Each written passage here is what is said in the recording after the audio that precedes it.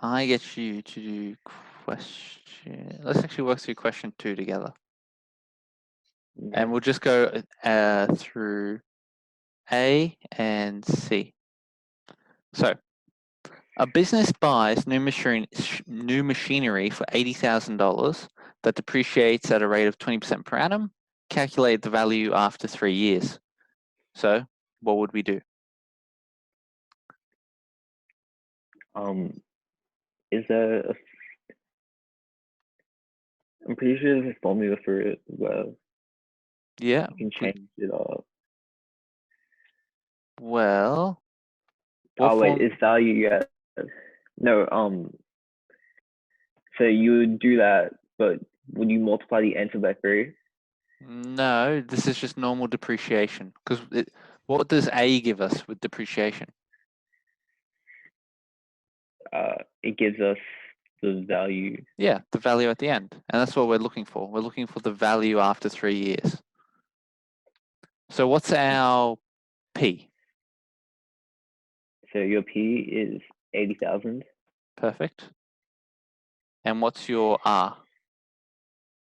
And your R is 0.2. Yep. And what's our N? Your N is 7.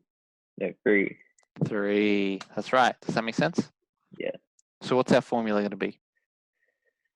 So it's going to be A is equal to. Yep. 80,000. Yep. Bracket. Yep. 1 minus 0.2.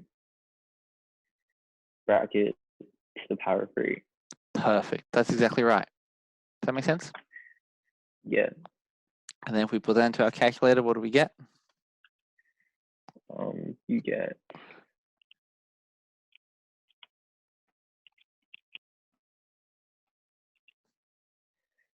that's 40,960. Sorry, that I couldn't hear that first bit. How much thousand? 40,960. 40,000.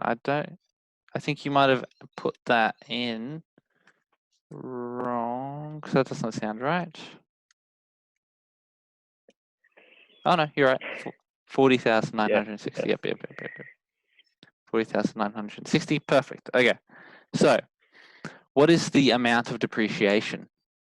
What's that question asking us? So it's value after 3 years, and depreciates the rate of 20% per year. So, what is the amount of depreciation? 40,960. Not quite. That's the total amount that it's worth. We're after the amount that it's decreased by. Oh. So the original worth was 80,000. The new worth is 40,960, and the amount of depreciation is going to be the difference between the two, right? Does that make sense? Yeah. Because this is our new amount. That's the old amount. So the amount that is depreciated by or decreased by is going to be the difference between them. Yeah. So that should be 39,040. Yeah, 39,040. And so that's going to be given by 80,000 minus 40,960 equals to 39,040, right? Yep.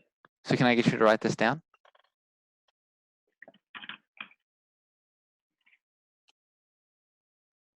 Yep. All right.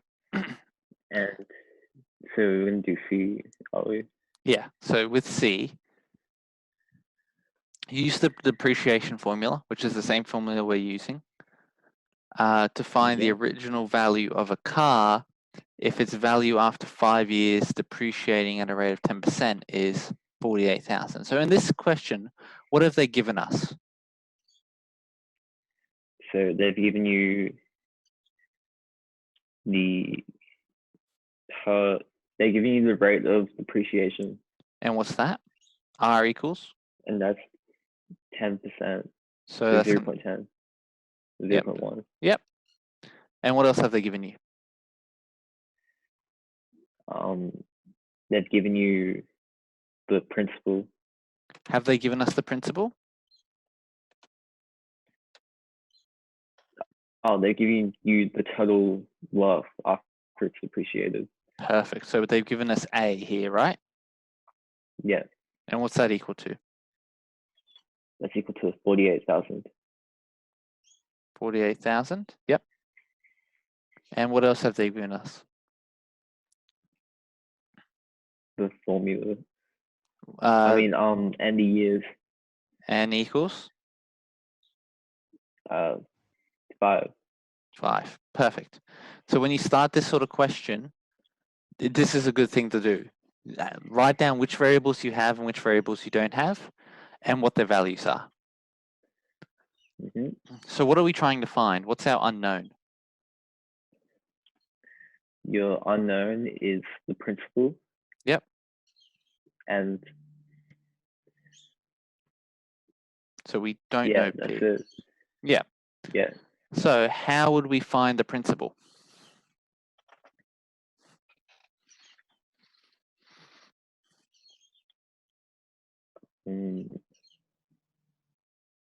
Would you expand that out? We wouldn't expand it out. So let's take these values and let's put them into the formula, right? Mm-hmm. So we've got 48,000 equals to P, because we still don't know P, bracket 1 minus 0.1 to the power of 5, right? Yeah. So now what do we want? We want P. So how do we get P by itself? You move the 48,000 to the other side of the equation and then move the P. So would we need to move the 48 and then move the P? Yeah. Why do we need to move the 48? Because you're trying to make P the subject. Yeah, but P's already on this side. So should we try and move it to the other side, or should we try and move everything else over? You try and move everything else over. Yeah, so we would want to move this bit over, right? Yep. So from here, what does P equal to? Well, first of all, what's happening here? What process is happening between P and this bracket? That's multiplication. Yep, so what do we have to do to move this bracket to the other side? You have to divide. Yep. So P equals? Is equal to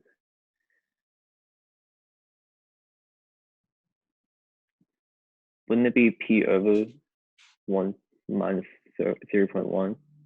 Not P over, because we're dividing, right? So when we divide this side by that bracket, we're going to be getting P by itself, right? Because we're moving it over by dividing it.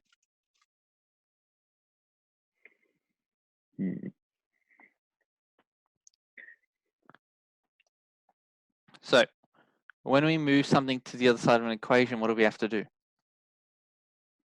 You change the signs being used. Yeah, so we do the opposite process, right? So I'm going to take this and I'm going to take it and I'm going to move it over here using division, right? Yeah. Yeah, so I'm going to get rid of this from this side, so I'm just going to get P by itself. Does that make sense? Yeah, so that'd be 48,000 over 1 plus 0.1. Yeah, so it's going to be negative 1 plus 0.1. Yeah. All over 1 minus 0.1 to the power of 5, right? Yep. Yeah, does that make sense? Okay, just put that into a calculator. Yep.